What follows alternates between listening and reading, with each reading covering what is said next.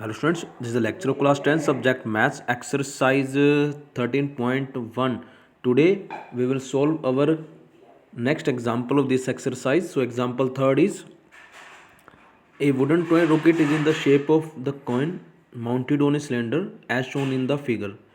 Means एक wooden toy rocket है जो कोन और सिलेंडर की शेप से मिलकर बना हुआ है, जिसमें सिलेंडर्स के ऊपर कोन शेप है। ये देखिए फिगर्स में, this is the cylindrical shape and this is the cone shape and the height of the entire rocket is 26 centimetre. Means इस कंप्लीट रॉकेट की जो हाइट हमारे पास वो 26 सेंटीमीटर दी हुई है। while the height of the conical part, this is the conical part and the height is 6 centimeter given, and the base of the conical portion has the diameter of 5 centimeter। Means ये जो कौन shape दे रखी है इसका जो diameter है वो 5 centimetre है। ये देखिए, इसको अलग से फिगर में शो करके दिखाया हुआ है। while the base diameter of the cylindrical portion is 3 centimetre, ये सिलेंड्रिकल पोर्शन है और इसका बेस जो है हमारे पास वो 3 सेंटीमीटर में है। अगर कोनिकल जो if the conical portion is to be painted orange, means जो कोनिकल शेप है हमें उसको पेंटेड करना है ऑरेंज कलर से, और जो सिलेंड्रिकल है हमारे पास उसको हमें पेंट करना है येलो कलर से। तो हमें एरिया निकालना है इस पूरे रॉकेट्स का जिसमें हमें उसे येलो और ऑरेंज से पेंट करना। Means individually we have to find out the area of the rocket painted with each of these colours. Clear? देखिए, अब जब हम उसको पेंटेड करेंगे तो उसका कर्व सरफेस एरिया ही पेंट किया जाता है, मतलब बाहर के एरिया को हम पेंट करते हैं।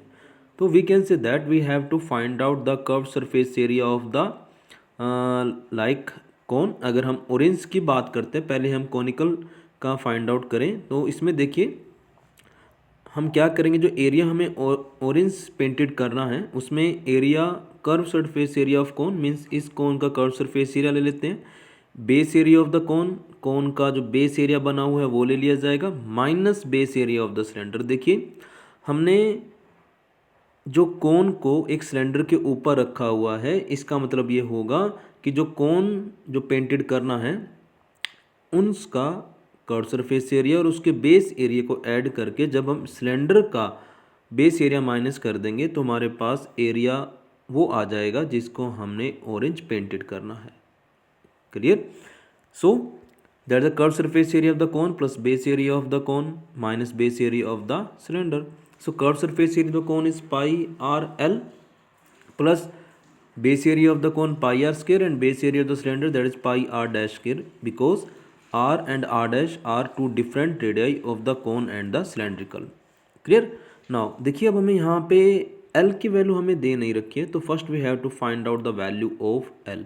अब स्टूडेंट्स को सबसे ज़्यादा ये कन्फ्यूजन रहती है क्वेश्चंस को सोल्व कैसे किया जाए, तो आप डायरेक्ट पहले उसका फॉर्मूला राइट कर लीजिए जैसे हमने यहाँ पे राइट किया। Suppose pi r l, l नहीं दिया हुआ, first we have to find out the L.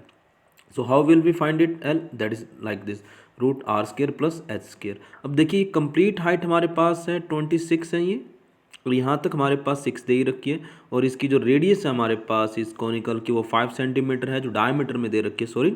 तो रेडियस फाइंड आउट करेंगे तो 5/2 इट्स मीन्स 2.5 हो जाएगा, तो 2.5 square plus 6 square, when you will solve it you will get the result l is equal to 6.5 centimetre. So pi r l plus pi are square minus pi r dash square, pi is common among all these three, so pi into 2.5 r, l is 6.5 plus r square that is 2.5 square minus r dash square, it means 1.5 whole square। क्योंकि cylindrical का जो diameter है वो 3 centimetre है, तो radius find out करेंगे तो 3/2 it means 1.5।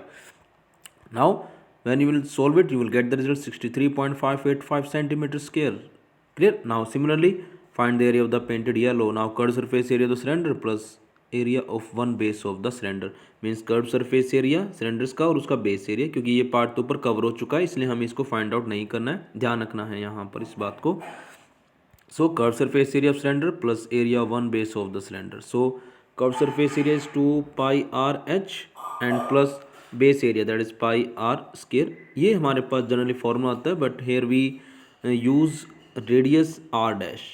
Clear? And R we use for the conical shape। clear? So put now the value of r dash and h dash in this formula, and you will get the result 195.465 centimeter square. So this is the answer of the painted area orange, this area is the painted yellow. Clear? Now next example 4. Mank made a bird bath for his garden in the shape of the cylindrical with the hemispherical depression at one end.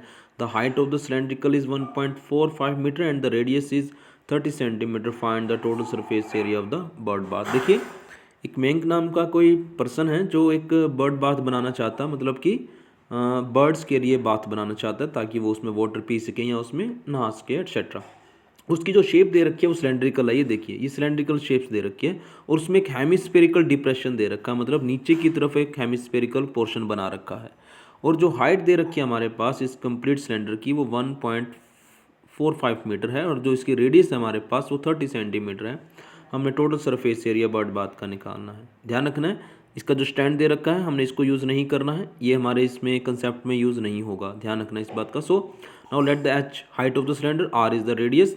So total surface area of the bird bath. So curved surface area of cylinder plus curved surface area of hemisphere.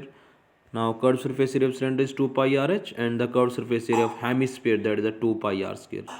Like sphere का 4 pi r square होगा, curved surface area hemisphere में मतलब half हो गया तो 2 pi r square. Now put the value of r and h in this formula, you will get the result that is 33,000 centimeter square. When you will convert it into meter square, so it will become 3.3 meter square. So our questions is completed here. Now on the basis of these two sums we can you have to solve the sums from 5 to 9 of exercise 13.1 in fair notebook. Clear? That is till here there are the 9 sums, so now you have to solve these sums in fair notebook. Clear? Thank you and have a nice day.